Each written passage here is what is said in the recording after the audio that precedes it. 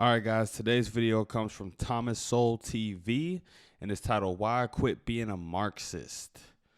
Yes, quite interesting, that Thomas Sowell used to be a Marxist, considering the 180 change that he made when I found out about him. When I found out about him, I only knew that he was, conservative, right-leaning. So, yeah, we're going to get into this and see how he made the change in his life or what led him to the change. I'll let Thomas Sowell explain it. Before I start the video, don't forget to like, comment, share, and subscribe. Now let's roll it. I asked you, Tom, what opinion, what view do you regret having held? And you replied that for more than a decade,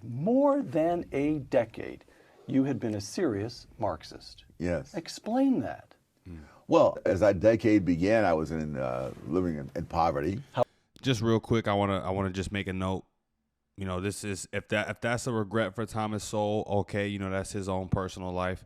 But I think that you should try not to have too many regrets, because every decision you make is what leads you to the next one, which leads you to where you at today. And he turned out all right, so it's okay. How old? 19 years old. 19. So you're starting college at that stage? Oh, or? Good heavens, no. No, all right. I mean, I was out there working in unskilled jobs and trying to make ends meet, living in a rooming house. Up in you're living in Harlem? In Harlem. Right. I'd heard about Marx, but I finally someplace found that old secondhand set of encyclopedias for $1.19, which I bought. And there was an article on Karl Marx, and it seemed to me that he explained these situations so well that... and the situation was what? That you took the train from Harlem down to the lower end of Manhattan? No, the other way around. Coming home from work, I would sometimes take the bus, and it would go right up Fifth Avenue, past all these glitzy places, and cross 57th Street, where all the fancy stores were, and Carnegie Hall and the rest of it. And then finally, as I got near home, it would kind of turn off this viaduct into 135th Street, and there was that sudden change in the whole scene. Yep, that change of environment. You can see that where you drive in a lot of places today.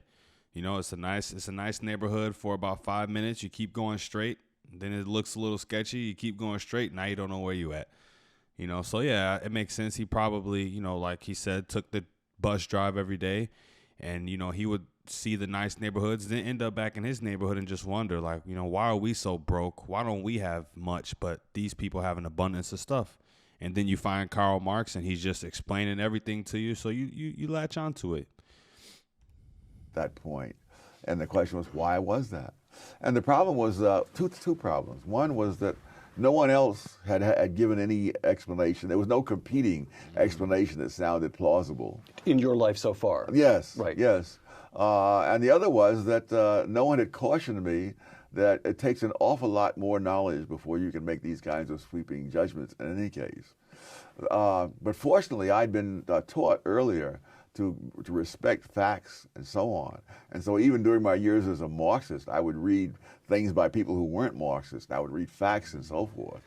But I have heard you say many times that you got a good education in the New York City public schools in Harlem. Yes. So they taught you to think. They may not have taught you Adam Smith and the defense of free markets, but they taught you to think. Yes. All right, now, but continue the story if you would. You're a Marxist at the age of 19, taking the bus home from the southern third of Manhattan Island all the way up to Harlem.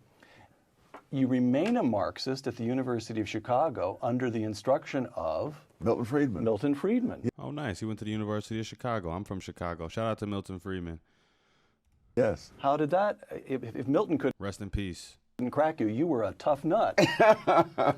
Well, but one summer working for the government as an economist was enough to show me that the government was really not the answer. That the level of understanding among the people, and I was in a program for interns where we saw the top officials of the Labor Department and so forth, and I realized these guys are not going to save us.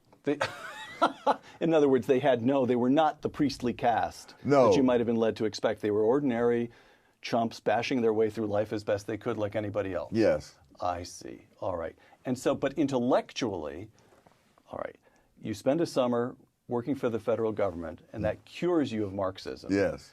But intellectually, when do you pick up the thread of free markets? Oh, I guess. I had always. You thought back to what Milton had said. That's right. It's not just. See, that's why it's good to have, preferably, a wise father or some sort of mentor early. You hear those things early, they stick with you, man. They stick with you. Milton, but Hayek and the rest of them. Okay. Because I had read all those people while I was still a Marxist.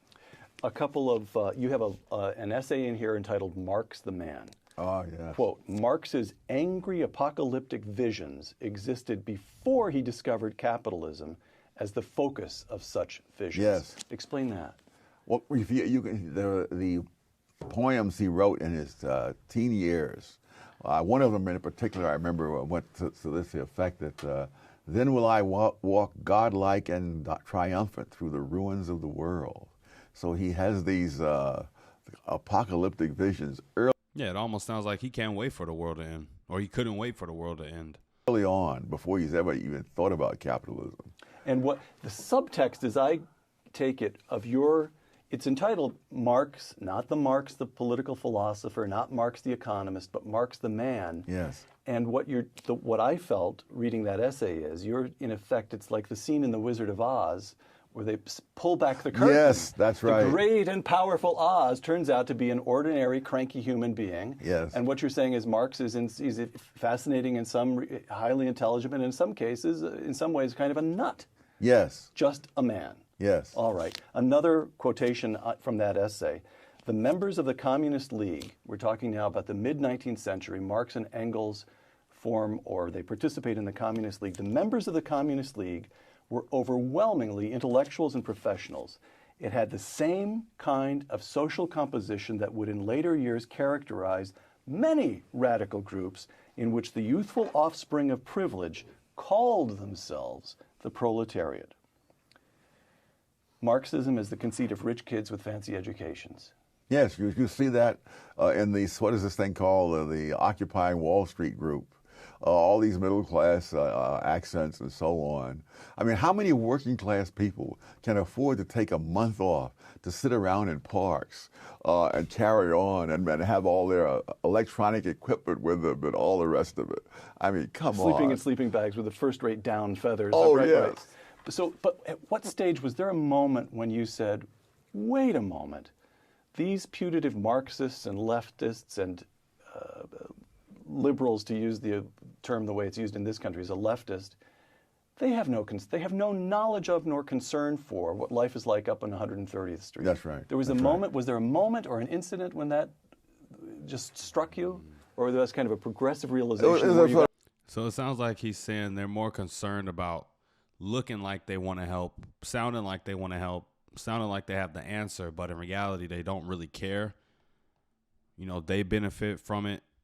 However, they benefit from it, and outside of that, they really couldn't care about the people beneath them, economically speaking.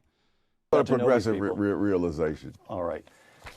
Ronald Reagan, the Thomas Sowell, I like juxtapositions here, from Karl Marx to Ronald Reagan, but you do it yourself. One old-fashioned way to judge a president is by results. A more popular way is by how well he fits the preconception of the intelligentsia or the media. By the first test, Ronald Reagan was the most successful president of the United States in the 20th century. By the second test, he was a complete failure. Yes. The Marxist... I don't know much about Ronald Reagan. I think I should do a video on him. Let me know in the comments if you'd like to see that. Are rich kids with fancy educations. You've got the intelligentsia misreading Ronald Reagan. And you've got Tom Sowell from a very early age to the present, when he remains a fellow at Stanford, at the Hoover Institution at Stanford, making his career in academia all the same. How is it that you're able to swim against the current? I don't know. Please don't be quite... He was looking for something enlightening there, but he just said, I don't know. But I mean, it sounds like because of the early messages that he had, and being around people like Milton Friedman and the whole gang back then, he may have thought one way, but his views were constantly being challenged, and that's why he was able to, as he moved on through life a little bit, experience things and probably listened to a lot of the things that Milton and the other guys said come true. And so he, you know, he made the 180. It's so truthful. This is television. We need to... Oh, I guess partly luck. But I don't know. It's there are places. Like the Hoover institutions. No, it's no great handicap to have the views that I have here, and there are a few other places here and there. Yeah, what I said for the video, you guys, that was interesting. You know, it was interesting to hear about his upbringing a little bit. Like you said, the bus rides, seeing the environment change when he go to work and when he would come back. And it's just important to note, you know, no matter how somebody might think at a given time, like you have to leave open, you know, in yourself the capacity to allow them to, you know, see something different one day and possibly change. You know, you can't change someone's mind. You really can't. I mean, you could try talking to them, sharing with them some information, but, you know, the true change will happen whenever it's ready in that person to happen. But thank God Thomas Sowell didn't remain a Marxist, because he left a great footprint on the world, and he still is, you know, so shout out to him. Yeah, but that's it for the reaction, you guys. Let me know what you want to see next. I was thinking about starting streaming soon, so let me know what you would like me to stream. I was thinking Jesse Lee Peterson videos, probably more stuff from Thomas Sowell TV, some Steven Crowder. But yeah, that's it for today's video, guys. Don't forget to like, comment, share, and subscribe on your way out. Till next time, peace.